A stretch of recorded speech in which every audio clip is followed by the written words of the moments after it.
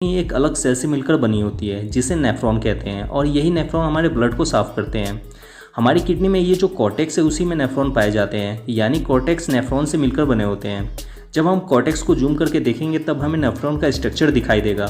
Nephron का structure कुछ इस तरह का होता है। इसके सबसे फ्रंट में बॉल के शेप का एक स्ट्रक्चर होता है, इसे वुमेन कैप्सूल कहते हैं, जिसके अंदर कुछ ब्लड वेसल्स गई रहती हैं जो अंदर जाकर एक गुच्छे का रूप ले लेती है, जिसे ग्लैमेरुलस कहते हैं। यहीं पर ब्लड को साफ किया जाता है। अब होता यह है कि इन बाहर की ब्लड कैपिलरी से ब्लड इन वुमेन कैप्सूल में एंटर करता है। अब वुमेन कैप्सूल के अंदर इस गुच्छे के शेप के ग्लोमेरुलस से फिल्टर होकर खून की अशुद्धियाँ बाहर निकल जाती है और फिर ये वुमेन कैप्सूल इन अशुद्धियों को सोखकर आगे ट्यूब में भेज देता है। आगे इन टेढ़ी मेढ़ी ट्यूब से वही सारी ब्लड कैपिलरियाँ लिपटी होती है जो वुमेन कैप्सूल के अंदर गई होती है। ये ब्लड कैपिलरी इन ट्यूब से इसलिए लिपटी होती है क्योंकि जब ग्लैमेरुलस से ब्लड फिल्टर होता है तब ब्लड में अशुद्धियों के साथ साथ कुछ विटामिन, मिनरल और न्यूट्रिएंट भी फिल्टर होकर निकल जाते हैं। लेकिन आगे जाकर ये ट्यूब इन विटामिन, मिनरल और न्यूट्रिएंट्स को सोख कर वापस ब्लड कैपिलरी को दे देते हैं, जिससे ये न्यूट्रिएंट्स वापस ब्लड को मिल जाता है।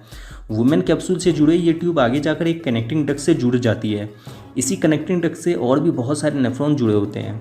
अब ये कनेक्टिंग डक्ट सभी नेफ्रॉन से ब्लड की अशुद्धियों को लेकर आगे पेल्विस को छोड़ देता है, जहां ये अशुद्धियाँ ब्लैडर से होते हुए यूरेटर में जमा हो जाती है और फिर आगे हमारे शरीर से बाहर निकल जाती है। उम्मीद है कि आप ये अच्छी तरह से समझ चुके होंगे कि हमारा किडनी कैसे